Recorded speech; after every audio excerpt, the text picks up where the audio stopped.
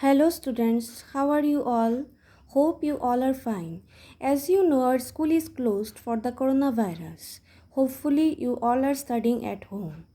So I have given the question answer on the app. Now I will explain some topics of this chapter, that is chapter 6.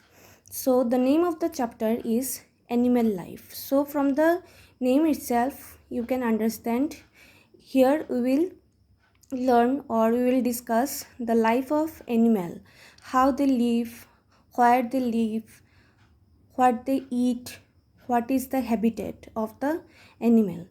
So there are millions of different types of animals that live on earth. You know, there are various types of animals which exist in our earth.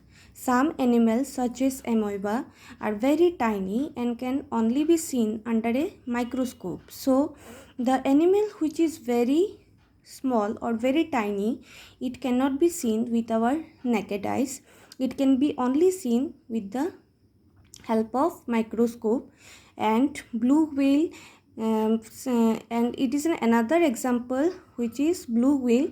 It is very big in size like the elephant, so it doesn't need any microscope to see. Animals live in many different kinds of surroundings. Animals lives in different kinds of surroundings. They live in forest, rivers, seas, ponds, deserts, mountains, and even in our homes. The surroundings in which a living organism lives and survives is called its habitat. So you can underline these lines. The surroundings in which a living organism lives and survives is called its habitat. It means that the particular area where the animal lives and survives is called its habitat. Animals have different features that help them to survive in their specific habitat. Animals have different types of features in them which help them to survive in that particular area. Okay, next is different body coverings. So here you will learn what is the different body covering of different animals. Some animals such as snails, turtles and tortoise have a shell that protects their soft skin. So these animals have shell in their body which helps their body and which also protects their body from different injuries. Fish and reptiles have scales to protect them. Fish and reptiles have scales in their body. Fish have thin scales. Fish have thin scales, whereas reptiles have hard leathery scales. Birds have feathers to protect them. Birds have also feathers which protect their body, keep them warm and help them to fly. The feathers of the birds help them and keep them warm and also help them to fly. Mammals have hair on their bodies to protect them and keep them warm. Mammals have hair in their body which protect their body and keep them warm. Animals like polar bear have a thick coverings of hair called fur. So polar bears have also body covering which is called as fur. Next is different eating habits. So here you will learn what is the different habits of different animals. So food is very important for our survival. So the different animals have different types of food they eat to stay alive. The mouth parts of animals are adapted to the kind of food they eat. So their mouth is also adapted to the kind of food they eat. Animals that eat plants. Now, animals such as cow, sheep, goat, zebra and horse eat animals. They are called herbivores. You can underline these lines, that is animals such as cow, sheep, goat, zebra. These are animals which eat plants and they are called herbivores. They have sharp front teeth to cut or bite the plants. They have sharp pointed teeth to cut or to bite the plants and large flat back teeth to grind the food. And they have large flat back teeth to grind the food animals that eat other animals. So the animals which eat other animals are called carnivores. You can underline these lines also. Animals such as the lion, wolf, frog, lizard, snake, eagle or owl eat other animals. They are called carnivores. So herbivores are the animals which eat plants and carnivores are the animals which eat other animals. Lions, tigers and other meat eaters have sharp pointed front teeth to tear the food. Lion, tigers and other meat eaters have sharp pointed teeth. You can see in the picture of a lion. Lion have sharp pointed teeth which help him to tear the food and strong back teeth to chew the flesh and bones. Eagles and owls have sharp strong claws to catch small animals like rats and sharp hooked beak to tear the flesh. You can see in the picture of an eagle.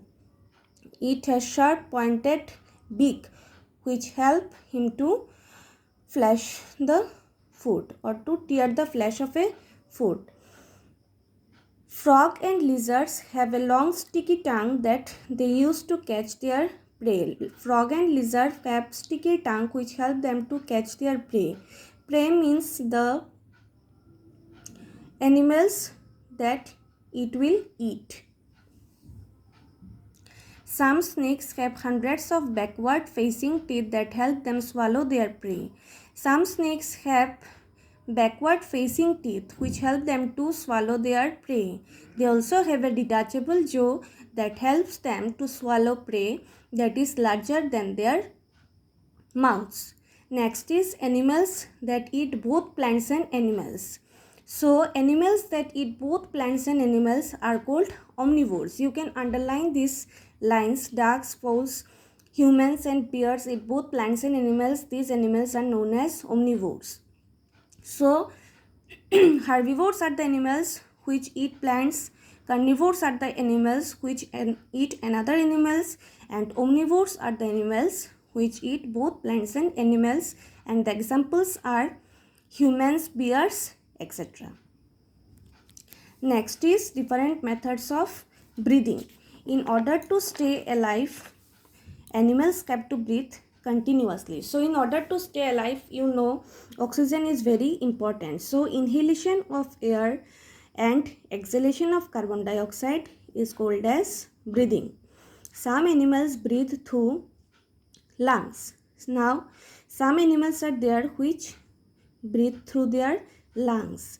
Mammals, birds and reptiles breathe through their lungs. These are the animals which breathe through their lungs. They have two lungs which are connected by a breathing tube. They have two lungs which is connected to their breathing tube to the nostrils, that is breathing holes in the nose.